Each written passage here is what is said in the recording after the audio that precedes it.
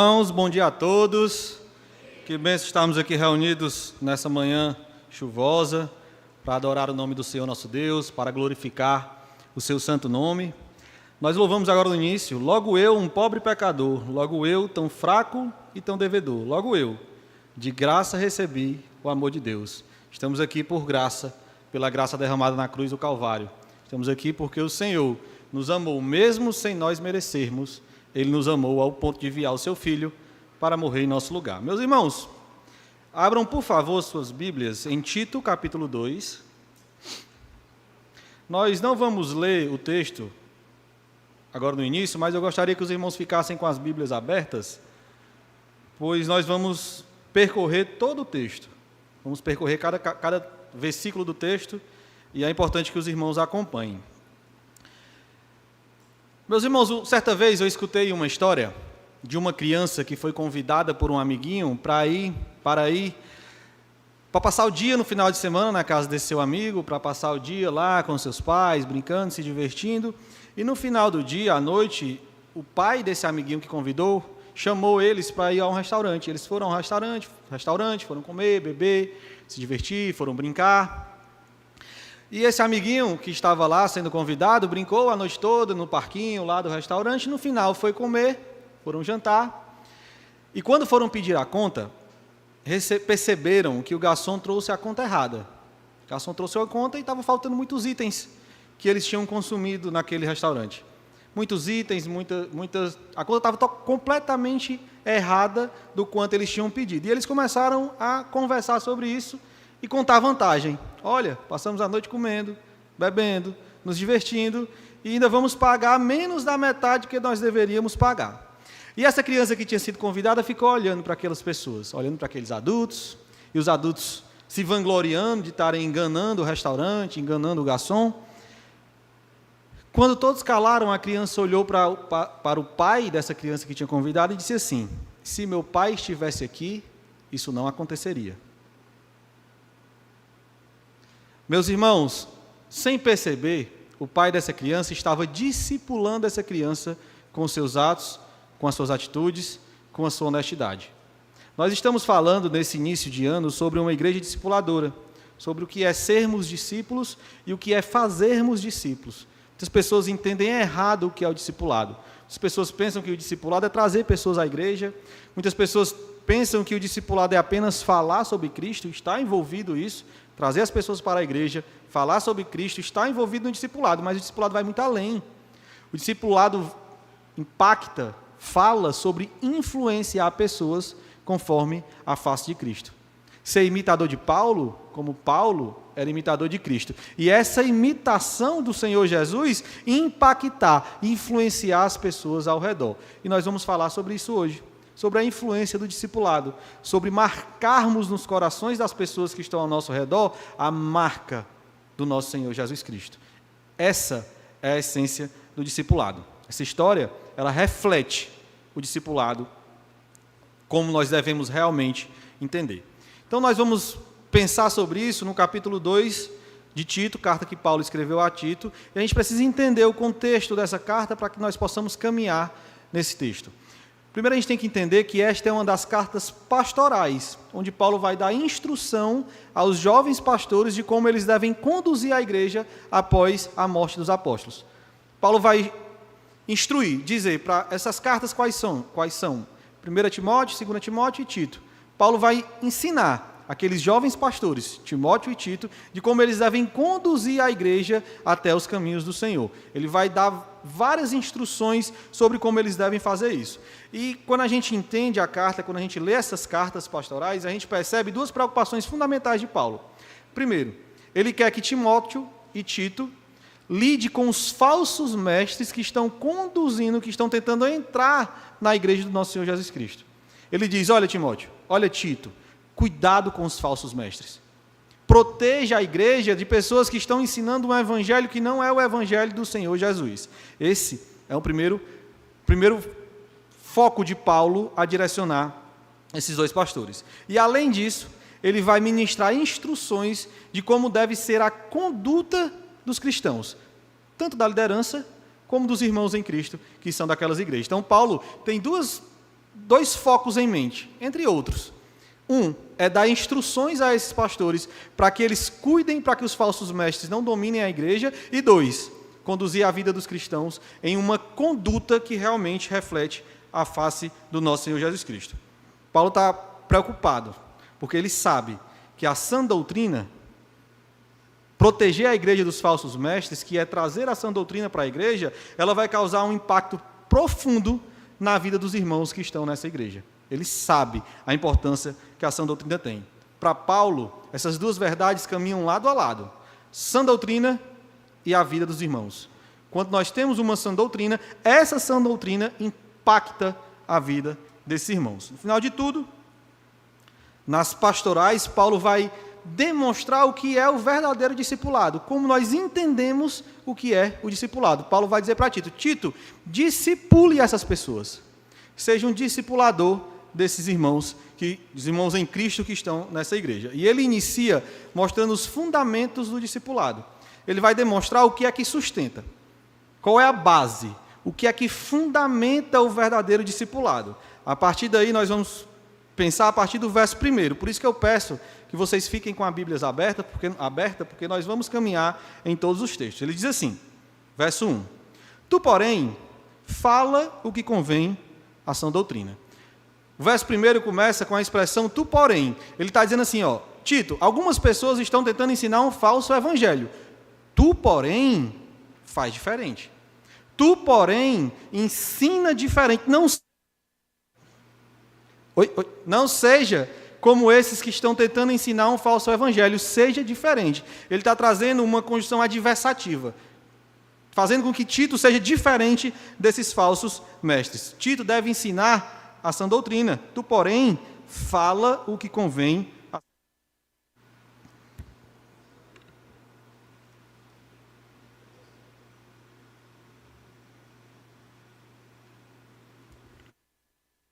Acho que ele vai ficar desligando, é melhor a gente já passar para o próximo. Ele fala o que convém à sã doutrina. E ele vai demonstrar, meus irmãos, a importância dessa sã doutrina para a igreja. E a gente vai perceber nas cartas pastorais essa preocupação de Paulo. Ele dizendo, Tito, Timóteo, não saiam da sã doutrina. Fiquem no evangelho que eu te mostrei. Fiquem no evangelho que foi pregado no início, quando Jesus caminhou entre nós. E há uma preocupação da mente de Paulo sobre um ensino claro e fiel. Tito, ensina de uma forma clara e fiel a sã doutrina. Meus irmãos, porque Paulo sabe que uma doutrina falsa, ela é como um câncer dentro da igreja. Ela é como um câncer no coração do crente. Ela é como um câncer que é capaz de destruir a nossa vida com Deus. Se você vive e acompanha, e vive acompanhando uma doutrina falsa, ela vai destruir quem você é em Jesus Cristo. Porque ela é como uma doença que mata. Diferente, a sã doutrina, ela é uma cura para nossas almas. Paulo está dizendo, Tito, cuidado, não permite que esse câncer destrua o coração desses irmãos, cura a alma desses irmãos com a sã doutrina. Meus irmãos, nós vivemos numa época triste no Evangelho. Triste no Evangelho. Muitas igrejas estão abandonando o Evangelho, voltando os seus olhos para um pragmatismo de encher igrejas e abandonando o verdadeiro Evangelho. Matando esses irmãos, trazendo como se fosse uma doença no coração da igreja, por estarem abandonando o Evangelho. Nós estamos recebendo na igreja, glória a Deus por isso, meus irmãos, muitos irmãos que estão chegando aqui sedentos pela palavra de Deus. É muito bom conversar com alguns irmãos que chegam de alguns locais onde o Evangelho não é tanto o fundamento da igreja, como eles se sentem felizes de estarem aqui e dizer como é bom participar de um culto onde a palavra está sendo ensinada, aplicada, ilustrada. Como é bom participar de um culto onde a palavra é o fundamento desse culto, não outras coisas, não coisas humanas. Meus irmãos, quantos crentes estão morrendo em igrejas que não pregam a palavra, em igrejas que abandonaram o Evangelho?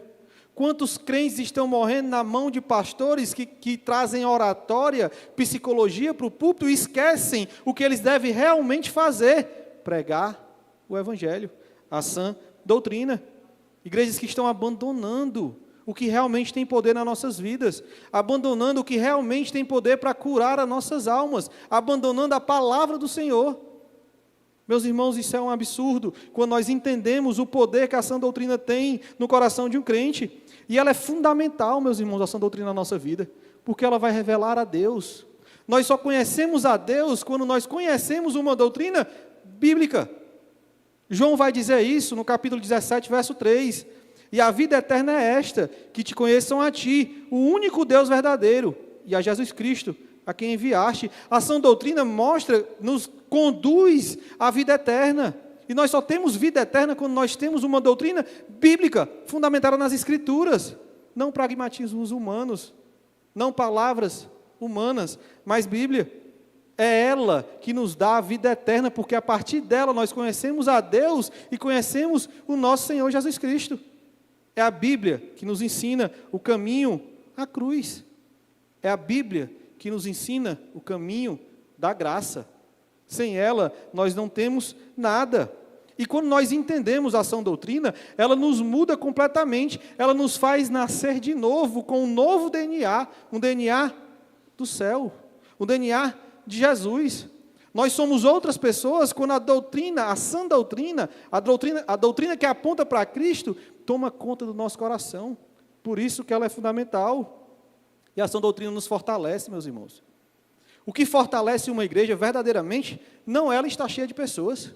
O que fortalece uma igreja verdadeiramente não é se os irmãos estão entregando dízimo ou oferta. O que fortalece uma igreja verdadeiramente não é o templo, não é a sã doutrina, é Deus quem sustenta uma verdadeira igreja. Daniel 11:32 diz: o povo que conhece ao seu Deus se tornará forte e ativo. A sua força, a minha força, está em conhecermos a Deus, verdadeiramente o nosso Senhor. A minha força está em depender do Senhor, em viver uma vida de completa dependência a Deus. A sua força, a força dessa igreja está em dependermos do Senhor. Quando nós abandonarmos a sã doutrina, se nós abandonarmos, nós não vamos fazer isso para a glória de Deus, mas nós perderemos a nossa força, porque é Deus quem nos fortalece. Não são as coisas deste mundo. Esse é o primeiro fundamento de um verdadeiro discipulado, a sã doutrina. E essa sã doutrina molda as nossas vidas e nos conduz ao amor e a boas obras, sendo o alicerce do discipulado. E o segundo fundamento do discipulado é a integridade dos líderes. Veja comigo nos versos 7 e 8. Diz assim: torna-te pessoalmente padrão de boas obras. No ensino, mostra integridade, reverência, linguagem sadia e irrepreensível, para que o adversário seja envergonhado, não tendo indignidade nenhuma que dizer a nosso respeito. Paulo vai instruir a Tito a ser exemplo de boas obras, a ter uma vida irrepreensível, um ensino claro e fiel às Escrituras. Paulo está dizendo aqui, literalmente, Paulo está dizendo: Tito, se coloca à frente dos irmãos, para que eles vejam você e queiram limitar. Coloca-se à frente dos irmãos como um exemplo do que é ter boas obras. E ele vai dizer que essa integridade, que esse exemplo, é uma arma poderosa contra os falsos mestres que querem pregar uma doutrina diferente da doutrina do nosso Senhor Jesus Cristo. E este é mais um dos fundamentos de uma igreja verdadeiramente discipuladora. Isso é mais um dos fundamentos do verdadeiro discipulado. Seus líderes são íntegros. A integridade da liderança é um fundamento base de uma igreja verdadeiramente discipuladora. Os líderes precisam ser exemplos de boas obras e de integridade. Eles precisam viver de uma forma que os outros olhem para eles e queiram seguir aquele evangelho que eles estão vivendo. Queiram amar aquele Cristo que eles tanto amam. Queiram viver uma vida para Deus assim como seus líderes vivem. Eles precisam ser exemplos, se colocar à frente da igreja para que a igreja caminhe em direção a Deus. Graças a Deus, isso é uma realidade 100% das nossas igrejas do Evangelho brasileiro, né, meus irmãos? Que pena. Que triste. Quantos líderes, quantas lideranças estão envergonhando o Evangelho por conta de ganância, por conta de sexo, por conta de pensamentos mundanos, por conta de desonestidade. Quantas lideranças estão envergonhando o Evangelho, porque não são homens íntegros, exemplos de boas obras? Quantas lideranças estão usando as suas ovelhas por benefício próprio, como se as ovelhas fossem deles, como se as ovelhas não fossem de Cristo, que é o bom pastor. As ovelhas ouviram a voz do bom pastor, que é o nosso Senhor Jesus Cristo, não dos pastores que aqui estão. Claro que os pastores que aqui estão, quando estão pregando as Escrituras, a Bíblia, estão apontando para esse pastor, mas é a voz dele que soa aos nossos ouvidos, que nos leva aos caminhos do Senhor. E pastores usando as suas ovelhas por benefício próprio, para enriquecer, para ter poder, para ter notoriedade. Esses dias eu vi um pastor, um homem que tinha uma doutrina bíblica fundamentada, um homem que vivia acusando as igrejas neopentecostais que estão pregando a doutrina da prosperidade, e caiu e foi descoberto um adultério dele de mais de 18 anos que ele adulterava. Um homem desse que tinha a sã doutrina apenas na sua boca, mas não tinha a sã doutrina no seu coração. Não vivia uma vida que apontava para o Cristo que ele dizia tanto amar. A integridade dos líderes é fundamental. Esse homem envergonhou o Evangelho. Envergonha o Evangelho. As pessoas dizem, se o líder é assim, imagine as ovelhas. A gente tem que deixar claro, meus irmãos, quando a gente fala sobre isso, nós não estamos falando sobre perfeição. O pastor ele tem que ser perfeito. O líder ele tem que ser perfeito. Não estamos falando aqui sobre santidade absoluta, como se tivesse que andar flutuando de tão santo que ele é. Não é isso. A liderança ela precisa ter coerência no falar e no viver. O que eu prego no púlpito precisa ser proclamado na minha casa, nas minhas atitudes. Na igreja, nas minhas atitudes. Para que os irmãos vejam e amem o Cristo que eu digo amar. A vida do líder ela tem que ser tão íntegra que qualquer boato esbarre na sua integridade. Vão falar mal da liderança, a pessoa diz, não, eu conheço meu pastor.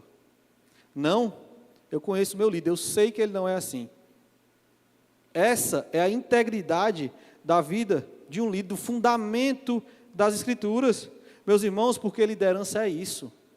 É dar exemplo e dar satisfação da nossa vida. Um líder que não quer dar satisfação da sua vida não é um líder bíblico. A igreja precisa acompanhar a vida das lideranças, seja do pastor, seja dos presbíteros, seja dos diáconos, seja da liderança de qualquer local da igreja. A igreja tem que acompanhar, é obrigação nossa, como ovelhas de Cristo, acompanhar a vida desses pastores. Muitos querem ser líderes da igreja, mas não querem colocar a sua vida à mostra para os irmãos, não. Na minha vida pessoal, só importa a mim. Liderança bíblica não é isso. Uma liderança cristã não é assim. Ela coloca a sua vida para que os irmãos acompanhem. O líder deve prestar contas, meus irmãos, da sua vida, e é responsabilidade nossa acompanhá-lo, acompanhar a vida da liderança.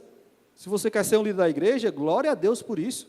Deus chama os seus, Deus separa os seus para liderar, mas saiba que você precisa colocar a sua vida à mostra dos irmãos. Os irmãos têm que acompanhar. As suas redes sociais devem refletir o Cristo que te salvou. As minhas redes sociais devem refletir o Cristo que me salvou.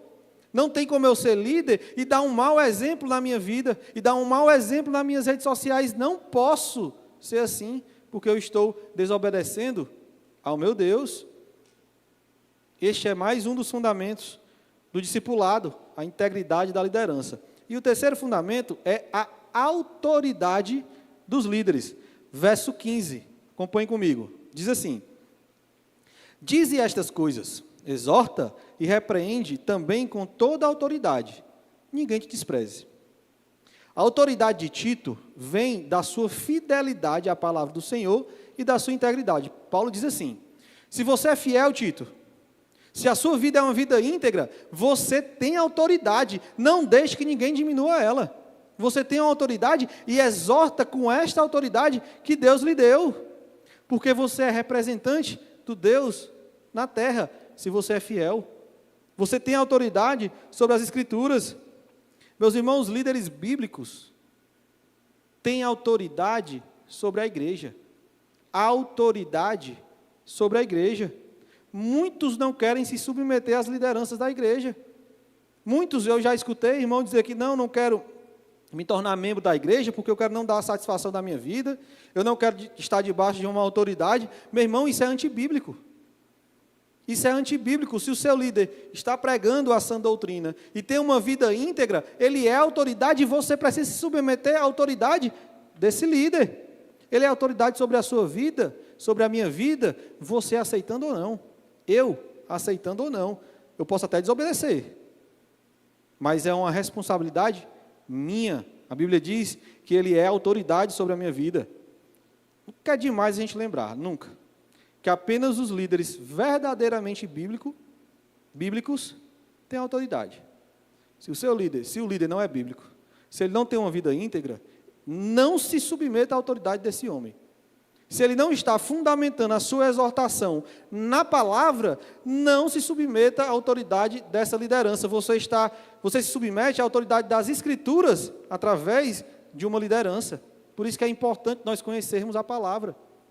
Que quando formos exortados por uma liderança, você vai dizer, é bíblico?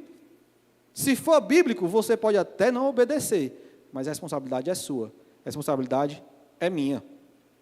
E esses são os 3 fundamentos do discipulado: sã doutrina, integridade da liderança e autoridade da liderança. Isso sustenta, meus irmãos, verdadeiramente uma igreja através do poder de Deus. Isso sustenta verdadeiramente uma vida através do poder de Deus. E a partir do verso 2, Paulo vai falar sobre o impacto que esse discipulado fundamentado nestas coisas causa em nossas vidas. Verso 2 e 6, ele vai falar sobre os homens. Ele vai dizer assim: quanto aos homens idosos, que sejam temperantes, respeitáveis, sensatos, sadios na fé, no amor e na constância. Verso 6. Quanto aos moços, de igual modo, exorta-os para que, em todas as coisas, sejam criteriosos. Paulo vai iniciar mostrando o impacto que a sã doutrina causa na vida dos mais velhos. Eles devem ser temperantes, exemplo de fé, de amor e de constância. Eles devem demonstrar uma maturidade espiritual e uma maturidade emocional. Quando nós vivemos o discipulado, isso causa uma maturidade em nosso coração, seja espiritual, seja emocional. Os homens bíblicos devem ser maduros, homens de verdade, que assumem as suas responsabilidades como homens. E depois ele vai orientar os mais jovens a viver de uma forma que se submeta à disciplina do Evangelho. Ele diz, olha, sejam criteriosos, se submetam ao Evangelho. Ele vai exortar os jovens a aprender com esses mais velhos, a buscar boas referências na vida cristã. Ele vai, de certa forma, meus irmãos, ele está colocando todo mundo no mesmo barco, quer velho, que é jovem. Ele diz, olha, você que é mais velho, quando Paulo fala sobre idoso aqui, a mente dele é de um homem de pouco mais de 40 anos. Naquela época os homens não viviam tanto. Então, muitos do que aqui estão já se encaixam nesses idosos aqui, inclusive eu já me encaixo nesses idosos que Paulo está dizendo aqui. Os mais jovens, ele está também fazendo com que esses mais jovens olhem para esses mais velhos e aprendam com eles. Ele está colocando todo mundo no mesmo barco, quer mais idoso, quer mais jovem. Todo mundo está participando desse exortar de Paulo. Aprendam a ser homens de verdade, é isso que Paulo está dizendo. Homens bíblicos, sustentados pelas Escrituras.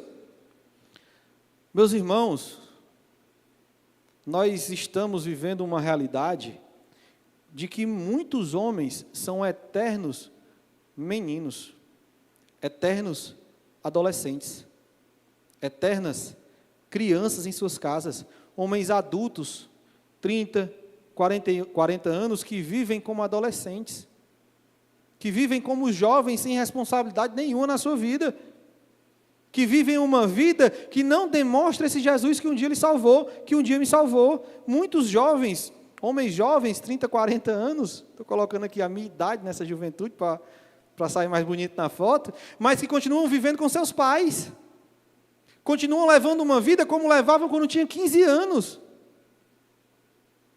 não demonstraram nada de nenhuma maturidade no seu coração. A Bíblia nos chama para sermos homens de verdade.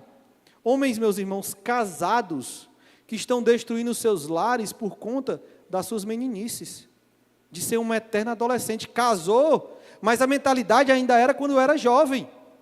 Vive jogando futebol, vive jogando videogame, vive levando uma vida com seus amigos e esquece a sua esposa dentro de casa. Eternos meninos, priorizando o seu lazer, a sua vida, e não a sua família, que Deus deu para que você cuidasse, que Deus deu para que você protegesse. Meus irmãos, é lamentável ver quantas esposas existem cristãs inseguras com seus maridos. Não confiam que o seu marido possa lhe proteger, não confiam que o seu marido possa prover na sua casa, não confiam que o seu marido possa amar como Cristo amou a igreja. Mulheres inseguras, porque olham para os seus maridos e dizem, é um menino. Mulheres que são esposas, mas que seus maridos tratam como mães. Sua esposa, a minha esposa, não é minha mãe, ela é minha esposa. E muitos homens tratam suas esposas como as suas mães, são eternos adolescentes. Muitas mulheres hoje em dia, meus irmãos, eu conversei com algumas irmãs certa vez, que o sonho da irmã era ser mãe, mas ela evitava ter filhos. Ela olhava para o seu marido e dizia, meu Deus, como é que eu vou ser mãe de um filho desse homem, que não cuida nem dele, que é uma criança? Meus irmãos, nós homens, somos chamados a ter uma responsabilidade, porque Cristo nos chamou assim. Paulo está dizendo para Tito, Tito, repreende com a sã doutrina esses irmãos, para que eles sejam maduros, espiritual e emocionalmente. A Bíblia nos chama, meus irmãos, a sermos provedores dos nossos lares. É algo que eu sempre gosto muito de dizer, que todo homem casado, vocês já devem ter ouvido eu falar isso, todo homem casado é pastor de uma pequena igreja, que é a sua família. Assuma a responsabilidade de pastorear a sua casa, de prover a sua casa, de ser protetor do seu lado, porque a Bíblia lhe chama, Jesus está lhe chamando para ser assim. Não tem desculpa para que você viva uma vida de eterno menino. A Bíblia nos chama para sermos homens, maridos, segundo o coração de Deus. Assumamos essa responsabilidade. Cuidemos da nossa casa, do nosso lar. E ele vai também exortar as mulheres. Versos 3 a 5. Acompanhe comigo. Ele diz assim, quanto às mulheres idosas, semelhantemente, que sejam sérias em seu proceder, não caluniadoras, não escravizadas a muito vinho, sejam mestras do bem, a fim de instruírem as jovens recém-casadas a amarem ao marido e a seus filhos, a serem sensatas, honestas, boas donas de casas, bondosas, sujeitas ao marido, para que a palavra de Deus não seja difamada. O que é que Paulo está fazendo aqui? Ele está instruindo as mais velhas, as mais jovens, por meio das mais velhas. Ele está dizendo assim, quanto às idosas, sejam dessa forma, para que as mais jovens imitem essas idosas, essas mais velhas. O que é que Paulo está fazendo? Vocês, mulheres, todas, devem ser assim, que é a idade que você tenha. Você deve ser conforme ele está dizendo. Ele está dizendo, sejam sérias em seu proceder, não caluniadoras, mestras do bem. Paulo está dizendo como é uma mulher cristã. Ele está dizendo assim, olha, vocês mulheres crentes, vocês são diferentes das mulheres do mundo. Vocês falam diferente, vocês se vestem diferente, vocês caminham diferente, vocês têm posicionamentos diferentes, porque o Evangelho faz isso no seu coração. Ele muda quem você é, mulher. A mulher cristã, ela tem uma vida completamente diferente da mulher não cristã. Completamente diferente, minhas irmãs. As redes sociais de uma mulher cristã, ela é completamente diferente das redes sociais de uma mulher não cristã. É isso que Paulo está dizendo. Seu vestir, seu falar, seu comportamento é distinto. Você olha para uma mulher não cristã e para uma mulher cristã, você percebe a diferença que Cristo fez na vida dessas irmãs.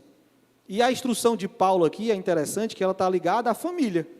Quando a gente pega tudo isso aqui, de certa forma, Paulo está dizendo, olha, as mulheres cristãs devem ser boas mães, boas esposas, devem ser mestras do bem, e hoje talvez essa seja a maior luta que as mulheres vivem. Muitas mulheres são ótimas funcionárias, funcionárias exemplares.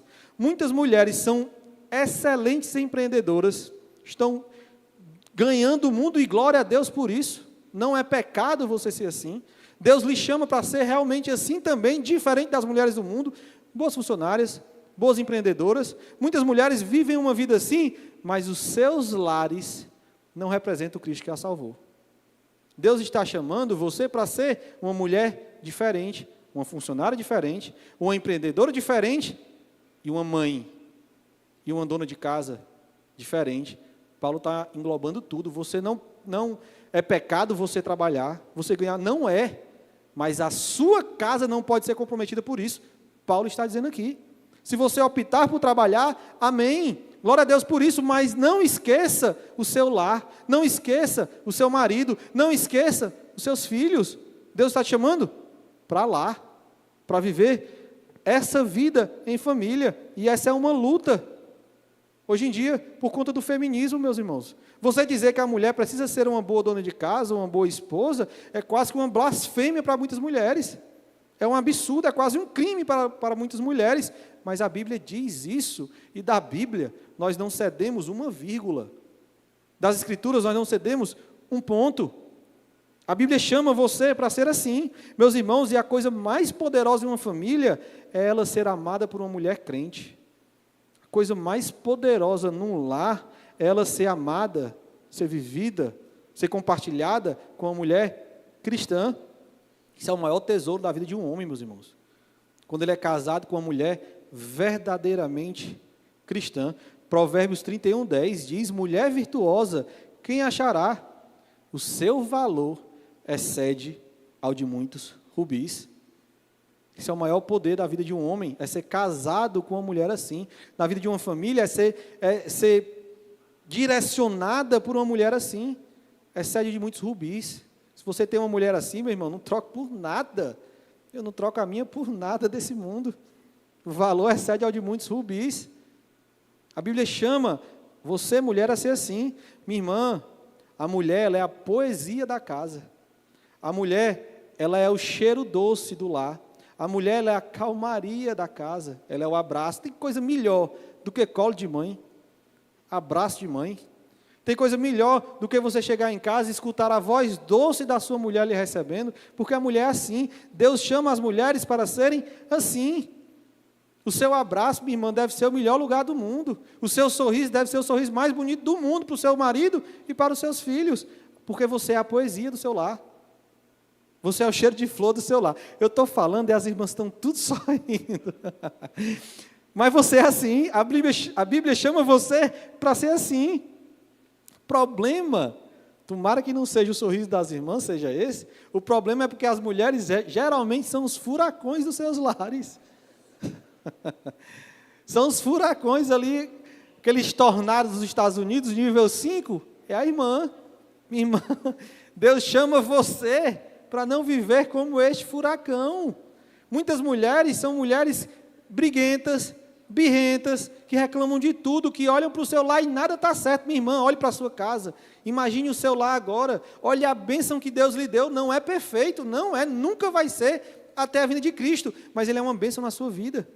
Seja a poesia desse lar, seja o cheiro doce desse lar, seja o abraço caloroso desse lar, meu irmão, minha irmã, porque viver numa casa com uma mulher briguenta, birrenta, é a pior coisa do mundo.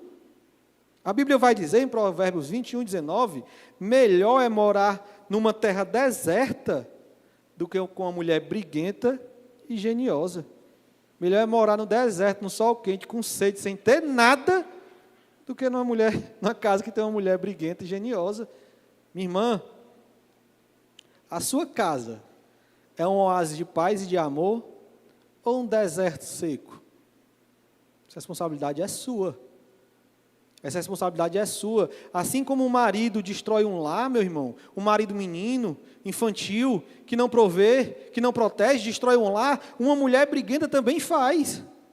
Uma mulher birrenta também faz. Provérbios 14:1, a mulher sábia edifica a sua casa, mas a insensata a destrói com as próprias mãos. Se você levar uma vida de insensatez no seu lar, você está destruindo a sua casa, destruindo o seu lar. Quando a Bíblia fala sobre sabedoria no lar, é interessante que ela sempre direciona para a mulher, porque a mulher sábia, que tem o doce na sua voz, o doce no seu braço, que é a poesia do lar, ela sabe direcionar a sua família, ela sabe direcionar o seu marido, ela manda no seu marido sem ele nem perceber. Meu amor, seria melhor nós fazermos assim? Meu amor, acho que sim. O problema é que, não, nós vamos fazer assim.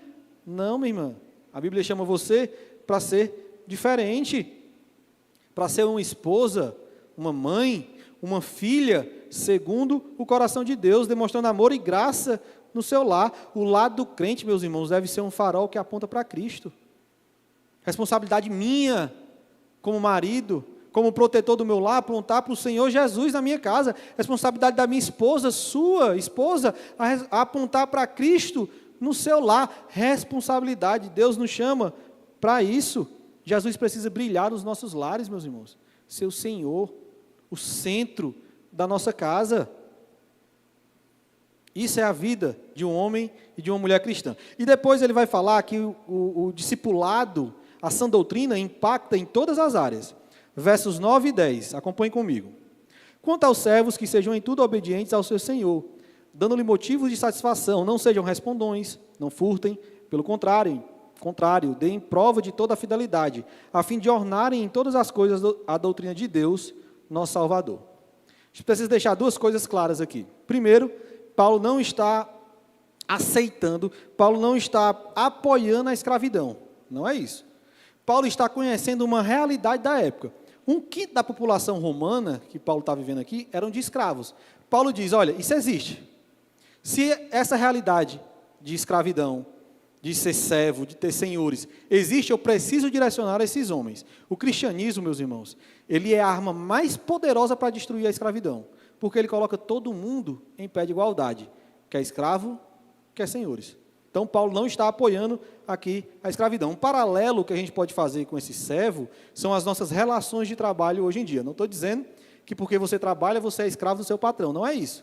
Só um paralelo à relação de trabalho com seus patrões. Ele está dizendo, olha, que o funcionário cristão, ele deve ser obediente, honesto, fiel aos seus compromissos, deve viver uma vida de fidelidade em seus trabalhos. Está dizendo aqui que o funcionário cristão, ele deve ser o melhor funcionário que alguém pode ter.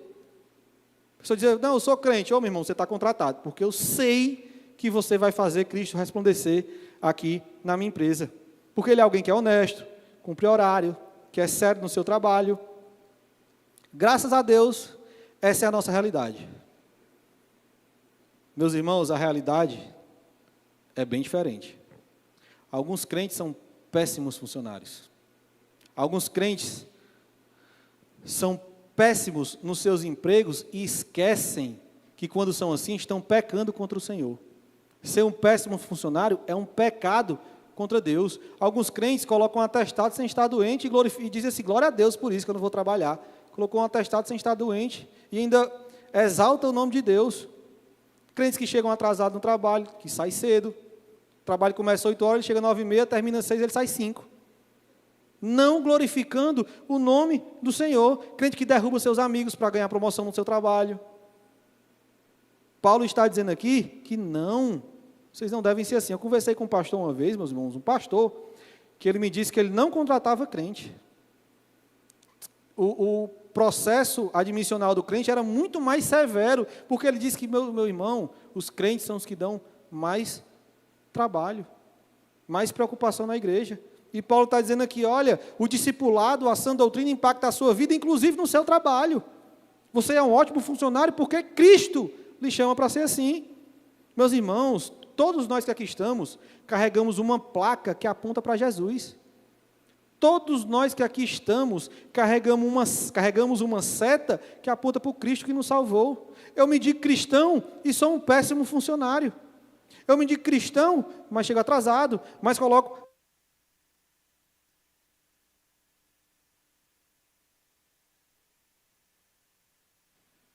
Eu não sei se é a oração de alguns irmãos aqui, que não são bons funcionários, mas vamos para frente. Onde é que eu estava, meu Deus? Cristãos que chegam atrasados e não são placas que apontam para Cristo, que mostram Jesus que te salvou, que me salvou. Meus irmãos, as pessoas, quando você diz que é crente no seu trabalho, as pessoas olham para você a partir disso. Quem aqui nunca ouviu aquela frase? E é porque é crente. O que é que essa pessoa está dizendo? Essa sua seta, esse seu alvo para Cristo está errado, é um alvo mentiroso. Meus irmãos, nós precisamos ser diferentes do mundo. Homens, maridos, diferentes do mundo. Mulheres, esposas, diferentes do mundo. Funcionários, diferentes do mundo. Porque nós somos representantes de Cristo nesta terra. Nós apontamos para o Senhor que nos salvou. É impossível, meus irmãos, apontar para Cristo sendo igual ao mundo. É impossível eu mostrar que o meu Jesus faz algo diferente na minha vida se eu vivo que nem o mundo. Eu preciso levar uma vida diferente, não sendo igual a eles, para que eles conheçam o Jesus que me salvou. A gente precisa ser reflexo, meus irmãos, desse Cristo. Porque esse reflexo, quando a igreja é verdadeiramente reflexo de Cristo, ela impacta o mundo. Ela impacta o trabalho, ela impacta as famílias. Uma igreja que está fundamentada na sã doutrina, que leva uma vida íntegra, toca esse mundo perdido, esse mundo mau, se torna exemplo para esse mundo mau. E ele vai, após dizer tudo isso, ele vai apontar para algo fundamental para que nós possamos viver assim. Ele vai apontar para a graça. Ele vai dizer sobre o que é a graça no discipulado, versos 11 a 14. Esses versos aqui, meus irmãos, daria para a gente fazer aqui uns 3 sermões fácil, na profundidade teológica desses versos. Mas nós vamos olhar apenas de uma forma panorâmica sobre eles. Vamos passar rápido, mas tem muita profundidade, muita coisa que Jesus nos mostra aqui de uma forma muito poderosa. Mas nós vamos olhar por cima. Ele vai falar sobre a graça no discipulado. E ele começa mostrando que a graça nos salva. Verso 11. Ele diz assim: porque a graça de Deus se manifestou, trazendo salvação a todos. Ele está usando aqui uma palavra porquê. Essa palavra porquê está ligando essa graça e essa salvação a tudo que ele disse anteriormente. Ele diz assim, olha, se vocês vivem num local onde tem sã doutrina, numa igreja onde tem sã doutrina, seus líderes são íntegros, se vocês são homens e mulheres segundo o coração de Deus, são bons funcionários, tudo isso acontece porque a graça de Deus se manifestou, trazendo salvação a todos. Tudo o que foi dito para homens, mulheres, jovens, empregados, só pode ser obtido através da graça de Deus. Meus irmãos, porque o que é que Paulo está dizendo aqui? Que a graça que nos salva, nos muda. Jesus, que é Senhor da minha vida, é Senhor do meu coração, das minhas atitudes, da minha fala, das minhas posturas. A graça nos salva de nós mesmos, dos nossos pecados, dos nossos medos, das nossas incredulidades. A graça, ela tem esse poder para nos salvar, nos faz abandonar o nosso antigo modo de viver. Se eu era um mau funcionário, um mau pai, um mau protetor do lar, uma má mãe, uma má esposa, a graça que me salvou me muda, porque esse Jesus passa a ser Senhor do meu coração, Senhor do seu coração. E no verso 12, ele diz que a graça nos educa. Ele diz assim: ela nos educa para que, renegadas a impiedade e as paixões mundanas, vivamos neste mundo de forma sensata, justa e piedosa. A graça, meus irmãos, nos educa de 2 maneiras, uma negativa e outra positiva. De forma negativa, ela nos faz abandonar a impiedade e as paixões mundanas. A graça nos faz abandonar a nossa vida de pecado que nós vivíamos anteriormente de conhecer a Cristo. De forma negativa, nós abandonamos isso. E de forma positiva, ela nos faz viver neste século presente com sobriedade, justiça e piedade. A graça de Deus nos educa para que sejamos discípulos de Cristo. Tenhamos uma vida transformada pelo Senhor Jesus. Sejamos discípulos daquele que nos salvou. Ele está dizendo aqui que não é a minha força, não é o meu braço que me faz ser um bom marido, um bom pai, um bom funcionário. Ele está dizendo aqui que não é a sua força, o seu querer, o seu braço que lhe faz ser uma boa mãe, uma boa esposa. Não é isso que faz com que nós sejamos pessoas que resplandecem a face de Cristo. Não é. É a graça nos educando. É a graça nos transformando. Filipenses 2,13 diz: porque Deus é quem efetua em vocês, tanto querer como realizar, segundo a sua boa vontade. É Deus quem efetua em mim o meu coração que quer parecer com Cristo. É Deus quem efetua em você o seu coração que quer parecer com Cristo. É através da graça que encontramos força, meus irmãos, para sermos discípulos de Cristo. É olhando para a cruz, é olhando para Jesus. Quantas vezes, meus irmãos, homens que não conhecem a Cristo tentaram ser melhores maridos? Não, agora eu vou ser diferente. Agora eu vou levar uma vida de amor à minha esposa, e nunca conseguiram. 2, 3 meses depois estão caindo nos mesmos erros. Quantas mulheres, através das suas forças, tentaram ser boas mães, boas esposas, 2, 3 meses depois estão caindo no mesmo erro, porque não é a nossa força que nos leva a ser assim. É a graça de Deus derramada na cruz do nosso Senhor. É lá, é em Jesus. É através da graça de Deus. Quanto mais perto, meu irmão, minha irmã, eu estou de Cristo, mais parecido com Ele eu sou. Você não será um bom marido, um bom pai pelas suas forças, não será. Você tem que correr para a cruz. Estar perto de Jesus. Ter relacionamento verdadeiro com Cristo. Orar: Senhor, não quero mais ser esse homem. Eu não quero mais ser esse marido grosseiro, esse marido mau. Senhor, me transforma. E a graça dele me educa. Senhor, eu não quero ser mais esse furacão na minha casa. Eu quero ser uma mãe doce, uma mulher com cheiro de flor. Eu quero trazer poesia para a minha casa. Senhor, me transforma. E a graça de Deus te educa. É a graça quem vai educar os nossos corações. Quanto mais perto, meu irmão, mais parecido com Jesus eu sou.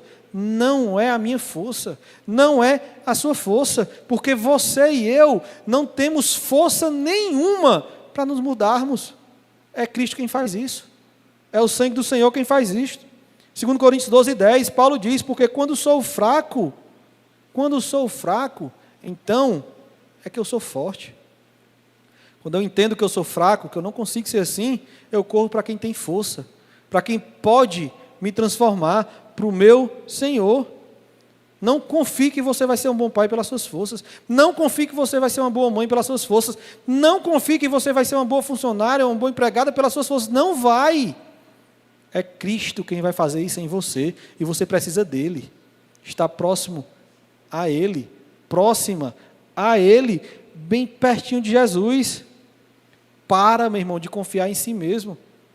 Confiar nas suas qualidades, nas suas bondades. Você não tem nenhuma. Tudo de bom em você foi Cristo que Ele deu. Pare de confiar em você mesmo, confie em Jesus. Enquanto mais perto de Jesus eu sou, mais eu transpareço, resplandeço a face do meu Senhor. É dele que nós precisamos. E Paulo vai dizer como é que nós vamos fazer isso no verso 3. Ele vai dizer que a graça traz esperança. Verso 13 diz assim: aguardando a bendita esperança e a manifestação da glória do nosso grande Deus e Salvador, Jesus Cristo. Paulo fundamenta tudo o que foi dito, nos exortando a viver o hoje, o agora, com os olhos no futuro, no dia da manifestação da glória do nosso Senhor Jesus Cristo. Ele está apontando, meus irmãos, os nossos olhos para o Senhor, o dia que o Senhor virá vindicar a sua igreja, vai nos revestir com um corpo incorruptível. Enquanto Ele não vier, esse pecado que afeta o nosso coração, que afeta o coração de Deus, vai ter certo domínio sobre mim. Mas quando Ele vier, meus irmãos, meu corpo será incorruptível. O pecado terá morrido quando o Senhor Jesus vier vindicar a sua igreja. E Paulo está dizendo isso: Tito, ensina essas pessoas a viverem essa vida com os olhos na vida de Cristo, com os olhos no retorno do nosso Senhor, no retorno do nosso Salvador. Irmãos, nós como crentes esquecemos essas verdades.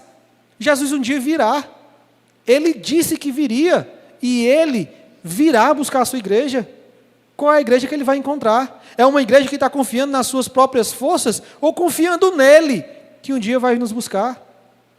Nossa confiança, nossos olhos tem que estar no Senhor Jesus. Um dia, meus irmãos, Cristo irá nos redimir completamente. O pecado não vai mais manchar o nosso amor por Cristo, não vai mais nos envergonhar. O inimigo das nossas almas não vai mais poder nos acusar quando nós pecamos, não vai poder mais acusar você em não ser um bom marido, em não ser um bom pai, porque o inimigo adora essas acusações. Chega para você, você é crente sendo pai desse jeito? Não vai mais poder acusar você, irmã, de ser um furacão no seu lar. Você não é crente, cadê a doçura do seu lar? O inimigo acusa as nossas almas. Mas Paulo está dizendo, Tito, faz com que esses irmãos vivam a vida cristã com os olhos em Jesus, com os olhos na vinda do nosso Redentor, quando o inimigo não poderá mais nos acusar dos nossos pecados. Tudo isso, meus irmãos, tudo isso é a influência do discipulado na vida da igreja, na vida da sua casa, no seu coração, no meu coração. E ele conclui, a conclusão do seu sermão é assim: ele deu a si mesmo por nós, a fim de nos remir de toda iniquidade e purificar para si mesmo um povo exclusivamente seu, dedicado à prática de boas obras. Meus irmãos, a salvação revelada na cruz de Cristo é um ato de amor incompreensível. Humanamente, nós não podemos compreender o que Jesus fez por nós. Quando entregou a sua vida, quando tomou o meu e o seu lugar. Não dá para compreender. Tão pecadores, tão falhos, tão distantes de Deus e, ao mesmo tempo, tão amados por um Deus que nos amou até a morte. Nos amou até se tornar maldito no madeiro. O santo, o justo, se fez pecador por você, por mim, que sou pecador e falho. Não tem como compreender um amor desse. Não tem como compreender um amor tão profundo, ao ponto de me amar, eu sendo inimigo de Deus, eu tendo abandonado o Senhor Deus, e mesmo assim Ele me amar ao ponto de enviar o seu Filho para tomar o meu lugar. Jesus, meus irmãos, carregou a nossa culpa no Calvário, e glória a Deus por isso. Jesus carregou todos os meus pecados, todas as minhas falhas no Calvário. Jesus carregou todos os seus pecados, todas as suas falhas no Calvário. Que amor é esse? Tem como compreender um amor assim? Nos amar ao ponto de entregar a sua vida perfeita, imaculada, sem pecado por pecadores como nós somos. Que amor é esse do nosso Senhor Jesus?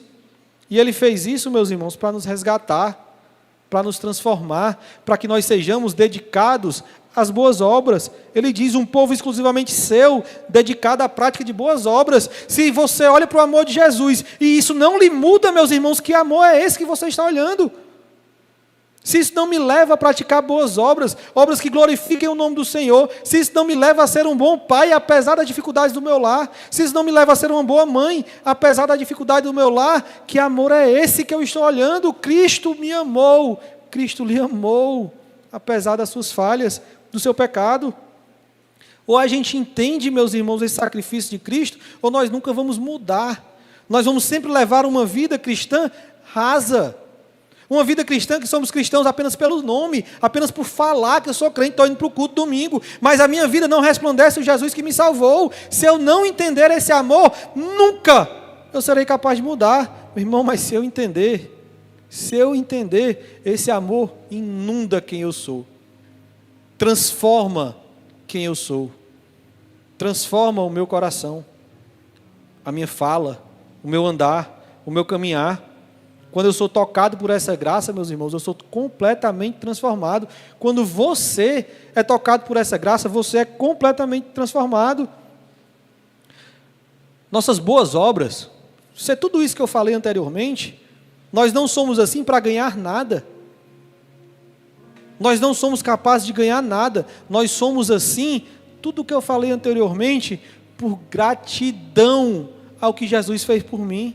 Por gratidão ao que Jesus fez por você. Você estava condenado à eternidade longe do Senhor, mas nele nós fomos agraciados a passar a eternidade com Ele. Glória a Deus por isso, meus irmãos. Glória a Deus por isso. Quem é tocado por essa graça, vive para a glória de Deus. Vive para levar essa marca de Jesus. Paulo diz, olhem para a marca do meu corpo. Eu sou filho de Cristo, olhem para as minhas marcas, isso demonstra que eu sou filho de Cristo. Quem é tocado por essa graça vive uma vida assim. Olha para as minhas marcas. Eu sou filho do Senhor Jesus. Meu irmão, minha irmã, saia daqui tendo a certeza absoluta que Cristo é suficiente para moldar a sua vida, se você está nele. Não confie em você mesmo. O seu coração não é capaz de lhe conduzir a Deus. Não confie em você mesmo. Confie no Senhor Jesus. Ele é quem nos molda. Ele é quem nos transforma. Que cada passo, cada decisão, cada palavra sua e minha sejam resposta ao amor que nos salvou. Jesus disse: está consumado na cruz. Jesus, Senhor Pai, eu entrego o meu espírito. E nesse consumar, nessa entrega, Ele estava nos conduzindo, rasgando o véu que nos separava de Deus. Essa é a graça do nosso Senhor.